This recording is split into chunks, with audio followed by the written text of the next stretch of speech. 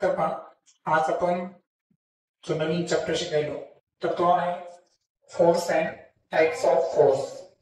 आता एक लक्षात घ्या की फोर्स काय आहे. तर तुम्हाला माहित आहे की एखादी वस्तू आहे तर ती वस्तू आपल्याला उचलण्यासाठी, ढकलण्यासाठी किंवा ओढण्यासाठी कशाची आवश्यकता असते? फोर्सची आवश्यकता असते है ना. सो एखादा ऑब्जेक्ट आपण पुश म्हणजे ढकलणे, पुल म्हणजे ओढणे, बरोबर आहे का. तर ह्या ज्या क्रिया करण्यासाठी त्या ठिकाणी काय आवश्यक असतं? फोर्स. मग आता फोर्स जो आहे तर तो आवश्यक कशासाठी आहे ते अगोदर आपण समजून घेऊ आणि त्यावरून मग फोर्सचे टाइप्स काय आहेत ते आपण समजून घेऊ. Force applied to an object to pull or push म्हणजे एखादा ऑब्जेक्ट ओढण्यासाठी किंवा ढकलण्यासाठी, पुल किंवा पुश करण्यासाठी कशाची आवश्यकता असते? बलाची आवश्यकता असते, फोर्सची आवश्यकता असते. It is required to move an object. एखादी वस्तू स्थिर आहे, त्या स्थिर वस्तूला जर आपल्याला गतिमान करायचं असेल तर अशा वेळेस सुद्धा कशाची गरज असते? फोर्सची गरज असते. जसं एखादा चेंडू आहे, स्थिर आहे, बरोबर, फुटबॉल, त्याला जर तुम्ही पायाने काय केलं? किक मारली म्हणजे तुम्ही त्याच्यावर काय अप्लाइड केला? फोर्स अप्लाइड केला. त्यानंतर तो स्टेशनरी ऑब्जेक्ट अर्थातच फुटबॉल जी वस्तू स्थिर होती ती काय झाली? गतिमान. म्हणजे बलामुळे काय होऊ शकतं? स्थिर वस्तू गतिमान होऊ शकते आणि गतिमान वस्तू काय होऊ शकते? स्थिर होऊ शकते. जेव्हा क्रिकेटमध्ये तुम्ही एखादी कॅच घेता म्हणजे काय केलं तुम्ही? की जे ऑब्जेक्ट मूव्हिंग होता, बॉल गतिमान अवस्थेमध्ये होता, त्याच्यावर तुम्ही काय लावला? बॉडीचा फोर्स लावला, तुम्ही कॅच केलं आणि कॅच केल्यामुळे त्या वस्तूची स्पीड तिथं थांबली. म्हणजे याचा अर्थ फोर्स दोन्ही गोष्टीसाठी लागतो. जी वस्तू स्टेशनरी स्थिर आहे त्याला मूव्ह करण्यासाठी सुद्धा फोर्स लागतो आणि जी गोष्ट ऑलरेडी मोशन मध्ये आहे तिला थांबवण्यासाठी, तिला स्टॉप करण्यासाठी सुद्धा कशाची गरज असते? बलाची आवश्यकता असते, फोर्सची. Use to change direction of an object in motion or to stop it. म्हणजे एखादा ऑब्जेक्ट आहे जो पहिल्यापासून मोशन मध्ये असेल तर त्याची दिशा बदलण्यासाठी कशाची गरज असते? फोर्सची आवश्यकता असते. बॅट्समॅन जेव्हा बॅटिंग करतो, पहिल्यानंतर बॉलर काय करायला? रनिंग करत यायला आणि एक विशिष्ट स्पीडनं बॉल टाकायला. त्यानं काय लावलं? मस्क्युलर फोर्स लावला. फोर्समुळे बॉल स्पीडनं येतो. बॅट्समॅन काय करायला? की त्या बॉलला हिट करण्याचा प्रयत्न करतो. म्हणजे त्यानं त्या ठिकाणी त्या बॉलची काय बदलली? डायरेक्शन बदलली. काय बदलली? डायरेक्शन बदलली. म्हणजे डायरेक्शन बदलण्यासाठी सुद्धा कशाची आवश्यकता असते? फोर्सची आवश्यकता असते. त्यानंतर एखाद्यानं कॅच केला, कॅच केल्यावर जो बॉल मोशन मध्ये होता तो स्थिर झाला, स्टॉप झाला. म्हणजे एखादी वस्तू जी मोशन मध्ये आहे तिला स्टॉप करण्यासाठी सुद्धा कशाची आवश्यकता असते? फोर्सची, बलाची आवश्यकता असते. Necessary to change the shape of an object. तुम्ही लोहार काम, माती काम है ना, कुंभार काम म्हणू आपण त्याला, हे करत असताना पाहिलं असेल की जे लोखंडी अवजारे तयार करतो आपण है ना, तर अशा वेळेस काय करावं लागतं बरं? की त्याला गरम करून त्याच्यावर हातोड्यानं काय केलं जातं? हॅमरिंग ठोकलं जातं आणि त्यापासून वेगळ्या प्रकारची हत्यारे तयार केली जातात. म्हणजे याचा अर्थ काय? की फोर्स अप्लाइड करून आपण काय करू शकतो? एखाद्या वस्तूचा शेप म्हणजे आकार सुद्धा बदलू शकतो, बरोबर. सो ओव्हरऑल जर पाहिलं तर फोर्स कशासाठी लागतो? फोर्स एखादा ऑब्जेक्ट पुल ओढण्यासाठी, पुश ढकलण्यासाठी, त्यानंतर जे ऑब्जेक्ट स्टेशनरी आहे, स्थिर आहे, त्याला मोशन मध्ये, मुवमेंट मध्ये आणण्यासाठी, त्यानंतर जो ऑलरेडी मोशन मध्ये आहे त्याची डायरेक्शन चेंज करण्यासाठी, किंवा एखादा ऑब्जेक्ट मोशन मध्ये आहे त्याला स्टॉप करण्यासाठी, आणि त्यानंतर एखाद्या ऑब्जेक्टचा शेप म्हणजे आकार बदलण्यासाठी. एवढे सारे बेनिफिट किंवा फंक्शन हे कोणाचे असतात? फोर्सचे असतात. या सगळ्या गोष्टीला बलाची आवश्यकता असते. मग आता यावरून आपण काय करणार आहोत की बलाचे काही प्रकार आपण बघणार आहोत. तर बलाचे आपण एकूण 6 प्रकार बघायला पहा. तर बलाचे एवढे 6 प्रकार नाही हा, याच्या व्यतिरिक्त पण आहेत. आणि बऱ्याच वेळेस तुम्हाला माहित आहे की एका वेळेस आपण एकच बल वापरतो का? नाही. तर अशा वेळेस कधी कधी 2-3 बलांचा सुद्धा एकत्रित वापर होतो. त्याला कंबाईन फोर्स म्हणतात, एकत्रित बले. ते आपण पुढे बघणार आहोत. पण सध्या तुमच्या सिलेबसला जे टाइप ऑफ फोर्स आहे त्यामध्ये पहिला फोर्स आहे मस्क्युलर फोर्स. आता मस्क्युलर फोर्स म्हणजे काय की जे फोर्स आपल्या स्नायूंच्या मदतीने लावल्या जाईल त्या फोर्सला काय म्हणायचं? Muscular force. कारण स्नायूला इंग्रजीमध्ये काय म्हणतो आपण? मसल्स. त्याच्यामुळे त्याची व्याख्या काय करता येईल? The force applied by the muscle of our body is known as the muscular force. तुम्ही जिम मध्ये बऱ्याच मुलांना व्यायाम करताना पाहिलं असेल, हे की नाही? तर बरेच मुलं मुली आहेत तर ते वेगवेगळ्या प्रकारचे काय करतात? एक्सरसाइज करत असतात, वेट उचलत असतात. मग आता मला सांगा, एखादा डंबेल्स घेतला आणि वेट उचलायलो आपण, तर अशा वेळेस काय व्हायला बरं? Muscular force. म्हणजे आपले जे स्नायू असतात या स्नायूंची मदतीने आपण काय करतो? त्या ठिकाणी वस्तू उचलण्याचा प्रयत्न करतो. मग स्नायू कडून लावला गेलेला तो फोर्स आहे, म्हणून त्याला काय म्हणायचं? Muscular force. कधी एखाद्या वेळेस तुम्ही पाहिलं असेल की गाडी कुठतरी बंद पडते, त्याला काय मारावा लागतो? धक्का मारावा लागतो. अशा वेळेस 4-5 जण मिळून त्याच्यावर जे फोर्स लावतात ते त्यांच्या स्नायूंचा फोर्स लावतात. मग तो फोर्स कोणता फोर्स झाला? Muscular force. येते लक्षात? तुम्ही साधं लिहिताना, बॅटिंग करताना, बॉलिंग करताना, आपल्या शरीराच्या जेवढ्या काही आपण ऍक्टिव्हिटीज क्रिया करत असतो तर प्रत्येक वेळेस आपल्या शरीराकडून काय लावतो आपण? फोर्स लावतो. आणि हा फोर्स कोणता असतो? मस्क्युलर फोर्स असतो. मी तुम्हाला बोलायलो याच्यामध्ये सुद्धा फोर्स आहे, कारण माझे जे व्होकल कॉर्ड आहे तर ते मसल्सचा मी काय करायलो? वापर करायलो त्या स्नायूंचा. लक्षात येतं? म्हणजे साधं बोलताना सुद्धा आपण काय लावत असतो? मस्क्युलर फोर्स लावत असतो, एक नाही? जे व्होकल कॉर्ड, ज्याला आपण स्वर तंतू म्हणतो, त्याच्या मदतीने आपण बोलायलो, बरोबर? अन्न चावताना असेल त्यावेळेस आपण तोंडातल्या स्नायूचा वापर करत असतो. म्हणजे जेवढ्या काही ऍक्टिव्हिटीज आपल्याकडून घडत असतात तर या सर्व ऍक्टिव्हिटीज मध्ये आपण मस्क्युलर फोर्स युज करत असतो. लक्षात आलं? मग सेकंड जर पाहिलं आपण तर ते आहे मेकॅनिकल फोर्स. आता मेकॅनिकल फोर्स म्हणजे यांत्रिक बल, म्हणजे यंत्राच्या साह्यानं लावल्या गेलेलं बल. The force applied by the machines. मग मशीन कोणते कोणते आहेत आपल्या घरी? वॉशिंग मशीन असेल, त्याच्यानंतर शिलाई मशीन असेल, बरोबर आहे का? तर हे असे काही एक्झाम्पल आहेत. कूलर, फॅन, ह्या सुद्धा मशीन्स आहेत, बरोबर? मिक्सचर असेल. तर यंत्राकडून जर बल लावल्या जात असेल, तुम्हाला माहित आहे की जुन्या काळी काय होतं की जे दळण आहे ते कशावर दळलं जायचं? जात्यावर दळलं जायचं. आज काय आहे? गिरणी आहे. तर गिरणी आहे म्हणजे त्याच्यात कशाचा वापर केला आपण? यंत्राचा, है ना? मशीनचा वापर केला. मशीनच्या साह्यानं जे फोर्स लावले जाईल त्याला काय म्हणायचं?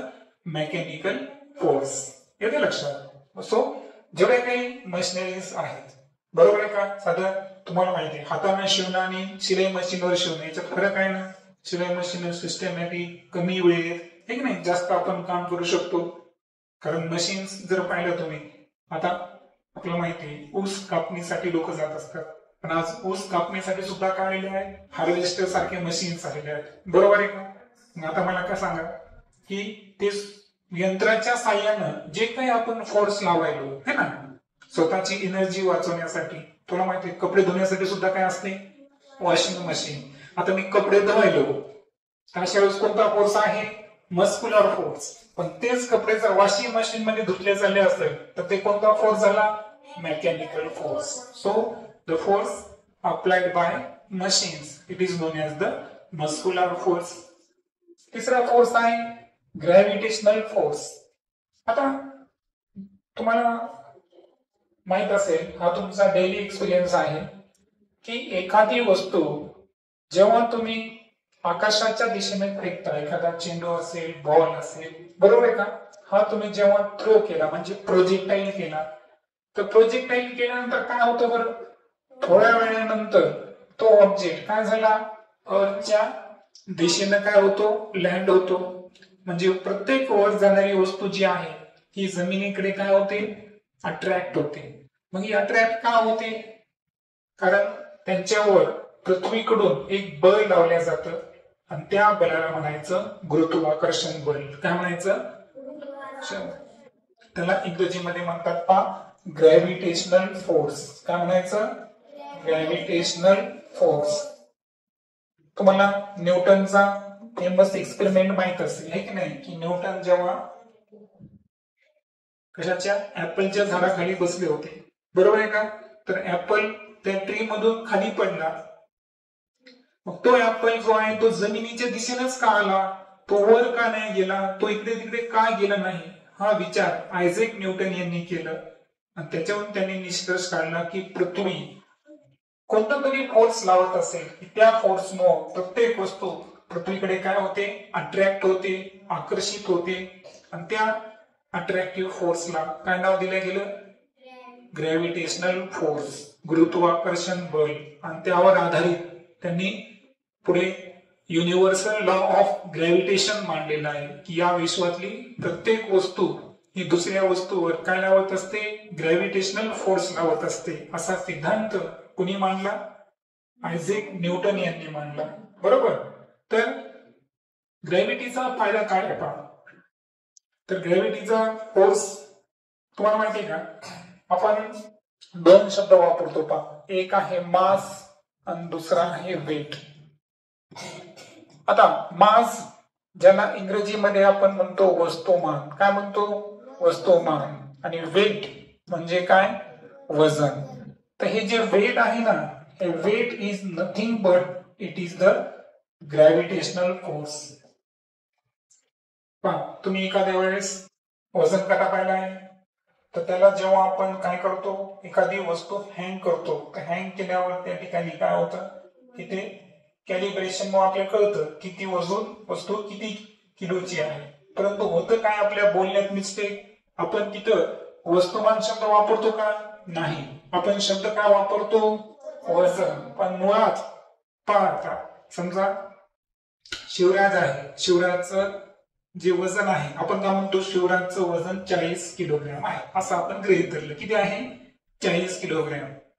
मग आता शिवराजचं आपण वजन सांगितलं का, नाही, शिवराजचं आपण काय सांगितलं, वस्तुमान सांगितलं. कारण लक्षात घ्या, हे जे वस्तुमान आहे ना, हे वस्तुमान सांगितलं जातं किलोग्रॅम मध्ये. कशामध्ये, किलोग्रॅम मध्ये.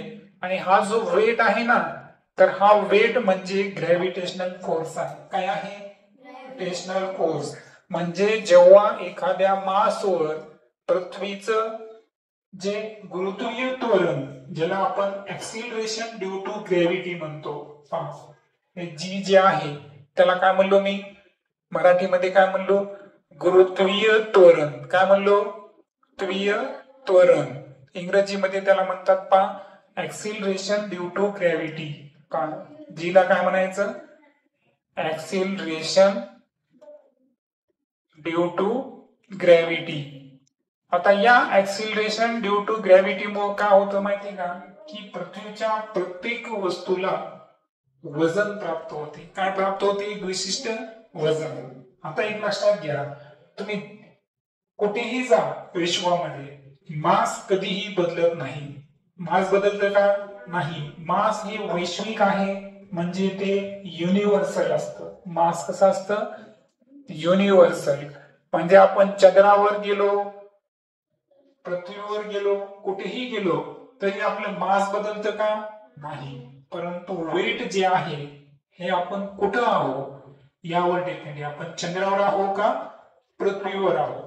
तुम्हाला माहिती आहे का याचं कारण काय, त्याचं कारण आहे गुरुत्वीय त्वरण. काय आहे, गुरुत्वीय त्वरण, ज्याला इंग्रजीमध्ये काय म्हणतात, ऍक्सिलरेशन ड्यू टू ग्रॅव्हिटी. कसं पहा, आता आपण शिवराजचं वजन किती किलोग्रॅम धरलं होतं, 40 किलो. आता आपण काय करू की शिवराजवर पृथ्वी किती गुरुत्वाकर्षण बल लावते हे कॅल्क्युलेट करू. त्यासाठी तुम्ही एक लक्षात घ्या, इथं जी ऍक्सिलरेशन ड्यू टू ग्रॅव्हिटी, ज्याला मी गुरुत्वीय त्वरण म्हणलो, त्याची एक कॉन्स्टंट व्हॅल्यू आहे. स्थिर व्हॅल्यू आहे पृथ्वीसाठी, ती व्हॅल्यू किती आहे 9.8 मीटर पर सेकंद स्क्वेअर. कळलं? मग आता मला सांगा शिवराजवरचा आपल्याला काय करायचं आहे, ग्रॅव्हिटेशनल फोर्स करायचा आहे. काय करायचं आहे, ग्रॅव्हिटेशनल फोर्स. सूत्र काय ग्रॅव्हिटेशनल फोर्सचं, एम गुणिले जी. सांगा एम म्हणजे मास, शिवराजचं मास किती होतं 40 किलोग्रॅम. जी म्हणजे काय ग्रॅव्हिटी. 40 काय आहे ग्रॅम आहे का किलोग्रॅम आहे, किलोग्रॅम. ऍक्सिलरेशन ड्यू टू ग्रॅव्हिटीची व्हॅल्यू किती आहे 9.8 मीटर पर सेकंद स्क्वेअर. आता यांचा जर गुणाकार केला आपण तर 8 चौक 32, 9 चौक 36 आणि 3 39. पॉइंट मग 0 कटला, 392 kilogram metre per second square एवढा ग्रॅव्हिटेशनल फोर्स कोणावर ऍक्ट करतोय, शिवराजवर. म्हणजे तुम्हाला जर विचारलं की शिवराजचं वस्तुमान किती, काय विचारलं वस्तुमान किती, तर किती सांगणार आपण 40 किलोग्रॅम 40 किलोग्रॅम. पण शिवराजवर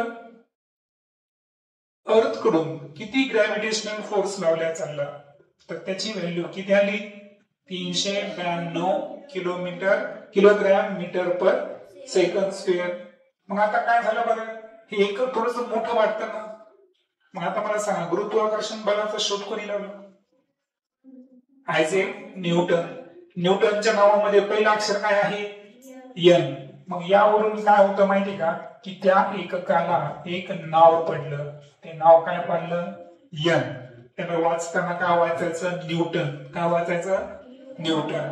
मग आता शिवराजवर अर्थ कडून किती ग्रॅव्हिटेशनल फोर्स लावला गेला हे काढायचं असेल तर किती उत्तर मिळालं मग 392 न्यूटन. याला काय वाचायचं आता न्यूटन. मग हे न्यूटन कशाचं एकक आहे, गुरुत्व फोर्स. कोणताही फोर्स, गुरुत्वाकर्षण नाही, कोणतंही बल काढायचं असेल किंवा इथं जे वेट दिलेलं आहे वेटचं सुद्धा एकक काय असेल न्यूटनच असेल. कारण मी तुम्हाला काय सांगितलं वेट म्हणजे काय, वेट म्हणजे ग्रॅव्हिटेशनल फोर्स. मग इथून पुढे शिवराजने लक्षात ठेवायचं की शिवराजला जर मी विचारलं तुझं मास किती, मास म्हणजे काय वस्तुमान किती, तर शिवराजनं उत्तर काय द्यायचं 40 किलोग्रॅम. जर मी शिवराजला विचारलं तुझं वेट किती, वेट म्हणजे काय वजन, वजन म्हणजेच काय ग्रॅव्हिटेशनल फोर्स अप्लाइड बाय अर्थ, तर ते किती असेल त्याला आपण 9.8 ने मल्टिप्लाय करणार, ते 392 न्यूटन. आलं लक्षात. आणि कधी लक्षात ठेवा की ही आपली पृथ्वी आहे पहा, लक्षात आलं. तुम्हाला माहित असेल ना आपण कुठे राहतो बरं पृथ्वीवर, पृथ्वीच्या आत राहतो का नाही, आपण पृथ्वीच्या पृष्ठभागावर राहतो. पृष्ठभाग म्हणजे कुठं सरफेस. परंतु हे जी ग्रॅव्हिटेशनल फोर्स आहे हे आपल्याला अर्थच्या केंद्रापासून मोजावं लागतं. कुठं मोजावं लागतं, समजा हा आहे centre of earth. Centre of earth म्हणजे काय पृथ्वीचं केंद्र, तर त्या केंद्रापासून आपल्याला ग्रॅव्हिटेशनल फोर्स मोजावं लागतं. येते लक्षात तुम्हाला. आणि म्हणून कधी लक्षात ठेवा की जर तुम्हाला विचारलं की ग्रॅव्हिटेशनल फोर्सची डायरेक्शन म्हणजे दिशा कशी असते, ग्रॅव्हिटेशनल फोर्सची काय विचारली दिशा, तर तुम्ही सांगायचं व्हर्टिकली डाऊनवर्ड. काय म्हणायचं व्हर्टिकली डाऊनवर्ड्स. आणि पुन्हा ऍडिशनल लिहू शकता तुम्ही टुवर्ड्स सेंटर ऑफ अर्थ. म्हणजे गुरुत्वीय बल हे कसं काम करतं व्हर्टिकली म्हणजे उभ्या दिशेने, डाऊनवर्ड म्हणजे कसा खालच्या दिशेने, आणि टुवर्ड्स सेंटर ऑफ अर्थ म्हणजे पृथ्वीच्या केंद्राच्या दिशेने. बरोबर आहे का. अशा डायरेक्शन मध्ये हा ग्रॅव्हिटेशनल फोर्स ऍक्ट होत असतो. आणि पहा जेवढं शिवराजचं वजन पृथ्वीवर आहे तेवढं ते चंद्रावर आहे का नाही. लक्षात घ्या. तुम्हाला अजून एक सांगतो ऍडिशनल. पहा शिवराज समजा चंद्रावर गेला. कुठे गेला तो शिवराज चंद्रावर गेला. आता चंद्रावर मी तुम्हाला म्हणलो चंद्रावर मूनवर गेल्यानंतर त्याचं मास बदलणार आहे का बरं? नाही. मास किती असणार? 40 किलोग्रॅम. कारण मी तुम्हाला म्हणलो मास कसा असतं?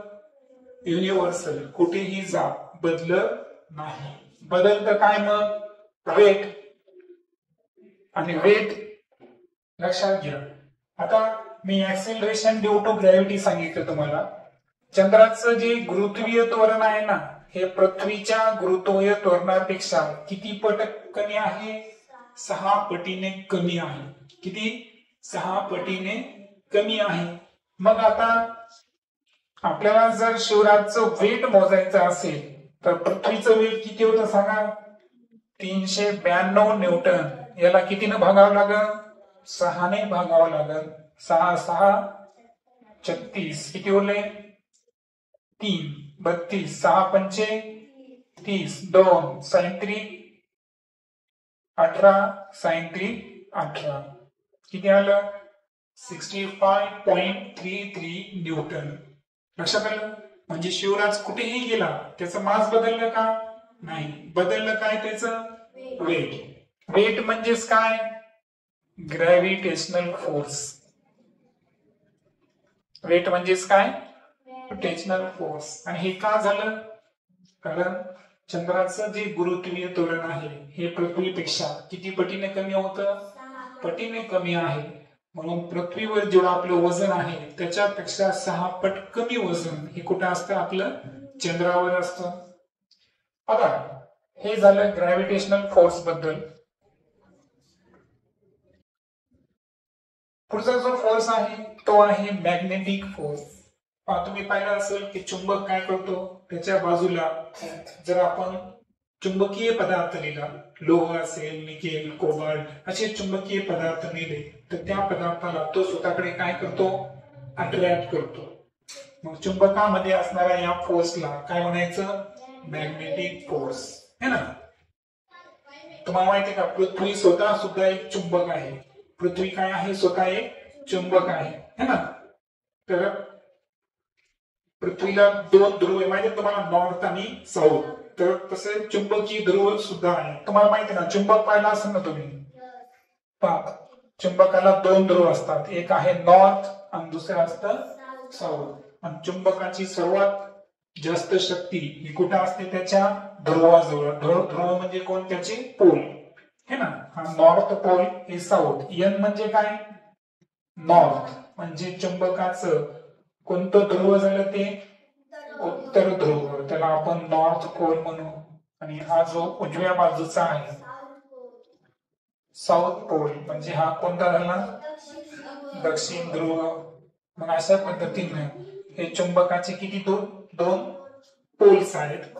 आणि मॅग्नेटिक फोर्स कशाला म्हणायचं? मग की हा जो चुंबक आहे याच्या बाजूला जर आपण लोखंड किंवा चुंबकीय पदार्थ नेले तर तो त्याला काय करतो? स्वतःकडे अट्रॅक्ट करतो. त्याच्या या प्रॉपर्टीला, गुणधर्माला काय म्हणायचं? Magnetic force. त्यानंतरचा आहे फ्रिक्शनल फोर्स, ज्याला मराठीमध्ये आपण घर्षण बल म्हणतो. काय म्हणतो? घर्षण बल. पहा, तुम्हाला माहिती का एखादं साल्ट असेल केळीचं, त्याच्यावरून आपला पाय जर घसरला तर काय होतं बरं? आपण खाली पडतो आपण, बरोबर आहे का? चिखलामध्ये पण बऱ्याच वेळेस गाडी आपल्याला कंट्रोल होत नाही, अशा वेळेस गाडी पडते. मग हे का झालं? पहा, केळीचं साल्ट असेल, चिखल असेल तर या ठिकाणी जी आपण स्वतः समजा केळीच्या साल्टावरून पडलं तर आपलं आणि पृथ्वीचं जे खालचं पृष्ठभाग आहे, सरफेस, याच्यामधलं काय कमी झालं? फ्रिक्शन. पहा, फ्रिक्शन नसेल तर आपण चलू शकत नाही. लक्षात आलं का? फक्त फ्रिक्शनचं वैशिष्ट्य आहे की ते काय होतं? विरुद्ध, म्हणजे ज्या दिशेला आपण चलतो तर फ्रिक्शन त्याच्या विरुद्ध बाजूला असते. लक्षात आलं का? लक्षात घ्या, फ्रिक्शनचं वैशिष्ट्य काय आहे? It acts in opposite direction of motion. म्हणजे गतीच्या विरुद्ध दिशेनं ऍक्ट होतो. तो कोणता फोर्स आहे? Frictional force. लक्षात येतं? आपण साधं एकमेकावर हात घासतो तर इथं काय तयार होते? हीट. ही हीट का तयार झाली हिवाळ्यामध्ये? कारण आपण हात एकमेकावर घासले म्हणजे फ्रिक्शनल फोर्स जनरेट केला. आपण काय तयार केला? Frictional force. लक्षात आलं का? कधी लक्षात ठेवायचं की आपण का चालू शकतो, तर केवळ कशामुळं? फ्रिक्शनमुळं. फ्रिक्शन जर नसेल तर आपण चालू शकत नाही. पहा, केळीच्या सालट्या असेल किंवा एखाद्या फरशीवर पाणी असेल तर तिथं काय होतं माहितीये का, की सरफेस आणि ऑब्जेक्ट याच्यामधला काय होतो? घर्षण कमी होतं. आणि फ्रिक्शन जर कमी झालं तर अशा वेळेस आपण चालू शकतो का? नाही. म्हणजे साधं चालण्यासाठी सुद्धा काय आवश्यक आहे? फ्रिक्शन. तुम्हाला माहिती असेल एखादी गाडी खूप स्पीडने चालते, गाडी रोडवर जेव्हा चालते ना तेव्हा सुद्धा थोडं कमी प्रमाणात फ्रिक्शन असतं. पण गाडी थांबवायची असेल तर अशा वेळेस आपण काय लावतो बरं? ब्रेक. ब्रेक लावायलो म्हणजे आपण काय लावला त्या ठिकाणी? Frictional force. लक्षात येतं? पण अचानक काय झालं, समजा की एखादी वस्तू आहे, बरोबर आहे का? तुम्ही मला सांगा, दोन गोष्टी घेऊ आपण. एक गुळगुळीत पृष्ठभाग आहे आणि एक खडबडीत पृष्ठभाग आहे. तर चलणं कशावरून सोपं आहे बरं? दोन्ही उतारावर आहे समजा. तर गुळगुळीत जर असेल त्याच्यावर आपण प्रॉपर चालू का? नाही, कारण तिथं फ्रिक्शन कसं आहे? कमी. आणि तोच सरफेस जर रफ असेल तर तिथं फ्रिक्शन कसं असतं? जास्त. हे तर लक्षात ठेवायचं. काय सांगितलं मी? की सरफेस म्हणजे काय? पृष्ठभाग कसा आहे त्याच्यावर फ्रिक्शन डिपेंड आहे. पहा, सरफेस जर स्मूथ असेल, स्मूथ म्हणजे काय? मऊ असेल, तर अशा वेळेस फ्रिक्शन कसं असतं? कमी. कमी म्हणजे काय? अतिशय लेस प्रमाणात फ्रिक्शन असतं. पण सरफेस जर हार्ड असेल म्हणजे खडबडीत असेल तर अशा वेळेस फ्रिक्शन कसं असतं त्या ठिकाणी? जास्त असतं. येते लक्षात? तुम्हाला माहिती का, फ्रिक्शन हे फार महत्वाचं आहे. पहा, समजा आपण गाडीला टर्न मारायलो, तुम्हाला माहिती ना की बऱ्याच वेळेस काय होतं की प्रॉपर टर्न नाही मारला गेला तर काय होतं? कधी कधी ऍक्सिडेंट होतात. म्हणजे फ्रिक्शन इतकं महत्वाचं आहे. पहा की प्रॉपर फ्रिक्शन. आपण गाडी चालवायलो आणि जेव्हा आपण टर्न मारायलो तर फ्रिक्शन कोणामध्ये आहे? टायर आणि खालचा सरफेस रोड, बरोबर आहे का? तर याच्यामध्ये फ्रिक्शन नसेल आणि रोड जर स्मूथ असेल तर अशा वेळेस गाडी घसरू शकते. कारण स्मूथ सरफेसला फ्रिक्शन कसं आहे? लेस, कमी असतं. म्हणून फ्रिक्शन हे फार इम्पॉर्टंट आहे. लक्षात आहे? आपण चालण्यासाठी काय आवश्यक आहे? फ्रिक्शन. आपण चालू शकतो कशामुळे? फ्रिक्शनमुळे. लक्षात आलं का? फ्रिक्शन नसतं तर आपण चालू सुद्धा शकत नाही. इतका महत्वाचा हा फोर्स आहे. आणि फायनली आहे इलेक्ट्रोस्टॅटिक फोर्स.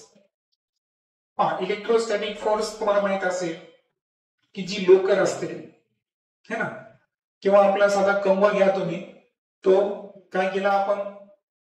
आपल्या केसावर घासला तर कागदाचे लहान लहान कपटे त्याला काय होतात?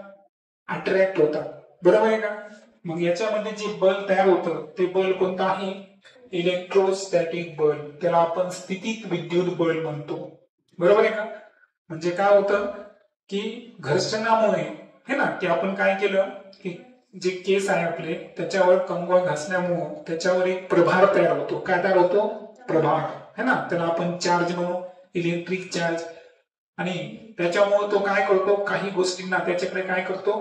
अट्रॅक्ट करतो. म्हणून त्या पद्धतीच्या फोर्सला काय म्हणायचं? Electrostatic force. आणि कंबाईन फोर्सचा एक एक्झाम्पल सांगतो मी तुम्हाला. तुम्ही क्रेन पाहिली का? क्रेन. तर क्रेन बऱ्याच वेळेस काय होतं की वजन उचलण्यासाठी वापरल्या जातात. तर त्याच्यामध्ये इलेक्ट्रिक फोर्स, मॅग्नेटिक फोर्स असे अनेक फोर्स एकाच वेळेस वापरले जातात. तर अनेक फोर्स एकत्र वापरत असतील तर त्याला म्हणायचं कंबाईन फोर्स. काय म्हणायचं? सो ही आहे पूर्ण इन्फॉर्मेशन टाइप्स ऑफ फोर्स संदर्भात. ओके.